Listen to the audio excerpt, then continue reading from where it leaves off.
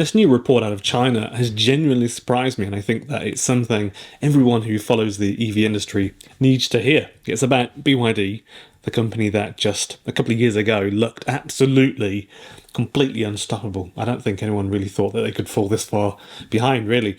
Their sales, profits, expansion, everything was just basically pointing up. But now it seems there's much more going on beneath the surface. Hello, folks. My name is Ben Alexander. Thank you so much to all of the new subscribers. And I think there's like 1,000 in the last few days. So thank you very much. I really appreciate you joining me. These are the channel members on screen. These are the people that have joined and pay a couple of dollars a month to support me. And also there is a free tier on Patreon, so you don't have to pay anything if you don't want to pay money, but you kind of still want to be a part of it. For the past year and a half, there's been kind of a lot of speculation about why Warren Buffett started quietly selling off his stock for BYD, his shares. It didn't make sense at the time, and I think a lot of people have speculated why on earth he would do that, and then recently he obviously sold his last 20%. BYD was booming, the biggest EV maker in the world, growing faster than anyone, with record profits and global expansion. Why on earth would Warren Buffett sell a success story like that? He did get in quite early, I think it was 2017 or 18 or something like that, and sort of rode that wave right up to the top. Well, this week, a detailed report out of China may finally explain why. The analysis comes from, I'm going to call this person Siebert, but his name is actually Jochen Siebert. I think I'm just going to say Siebert, a veteran automotive consultant based in Shanghai who's been tracking the Chinese market for almost 2 decades, 20 years. He was interviewed recently by Der Spiegel in Germany, and his insights are pretty sobering, really. According to Siebert, BYD's explosive growth from around 430,000 vehicles in 2020 to 4.3 million in 2024 was largely funded through credit. So that's a 10-fold increase in 4 years. But here is the catch, the proverbial catch. BYD didn't take on that debt from banks. It's effectively borrowed from its own suppliers, stretching out payments from 60 days to 270 days. I'm sure I've heard of some, I think on average it was something like 8 months or 9 months for BYD to pay a supplier. Bit of an odd thing. The Chinese government don't want that anymore. In other words, BYD delayed paying its bills for 9 months to free up cash to keep expanding production. That approach worked brilliantly for growth, but it created a major problem. BYD's production is now running ahead of actual demand. The company is building far more cars than the market currently wants, and to clear the backlog, it's been slashing prices sometimes by as much as 30% in a single month in China. So that's what's driving the ongoing price war in China. It's obviously causing a lot of disruption. And it's not just small discounts. We're talking thousands of dollars per vehicle off across multiple models just to keep cars moving, simply keep them moving out of factories. Naturally, the car makers like Li Auto or SAIC, which is state-owned in China, Changan, have followed suit, because if BYD cuts prices, everybody else has to as well. So now the whole industry is locked in a race to the bottom, and according to Siebert, hardly anyone else is making any profit, really. To make matters worse, the Chinese government recently tightened payment regulations. Automakers now have to pay suppliers within 60 days.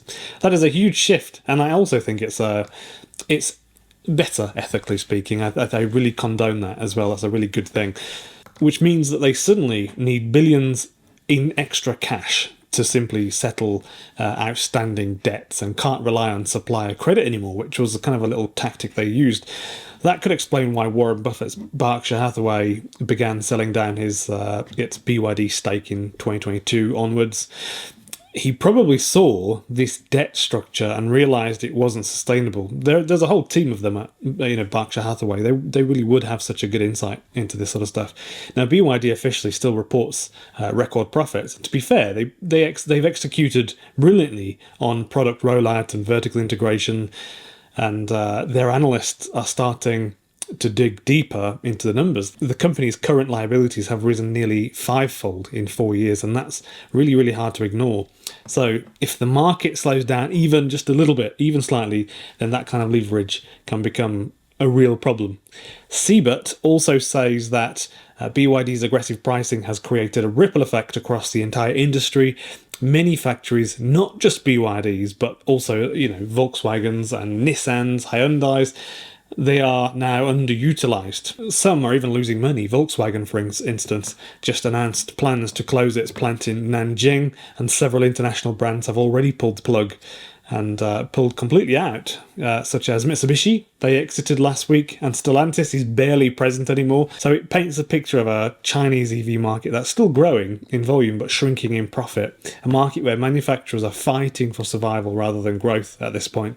Now, to put it into context, the Chinese government is doing everything it can to keep the auto industry afloat. They're rolling out new subsidies for trade-ins. You can literally bring in any old piece of rubbish car, like an old petrol car from the 90s, even if it's barely running, and they'll pay you to upgrade, and they'll give you a good price for your car, really better than what you should be getting.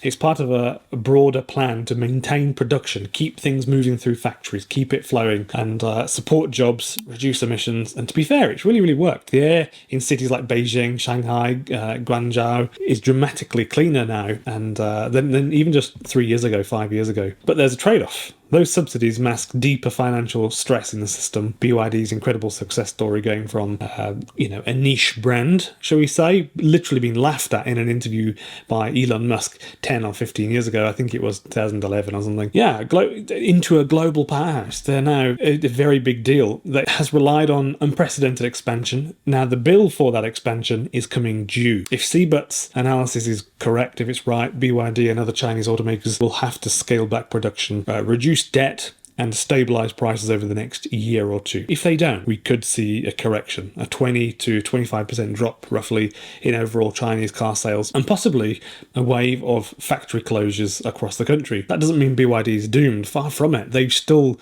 got incredible product, solid technology, strong brand loyalty, fantastic batteries in China and also beyond as well. But it does mean that the growth model that got them here, endless expansion, easy credit, that sort of stuff, and non-stop new models flooding the market, of which I don't report a lot of them, might have hit its limit. I really suspect we've actually gone past the limit and we're on a sort of downturn now. So for investors, that's something to really keep in mind, because what we're seeing here isn't just a BYD story. It's a glimpse into how fast the Chinese EV market is maturing, how things are shaping up. We can see things just settling down a little bit, and how thin margins really are underneath all that volume. So what do you think about this? Is this just a temporary shakeout, or are we watching the Chinese EV boom start to cool down? I think we are.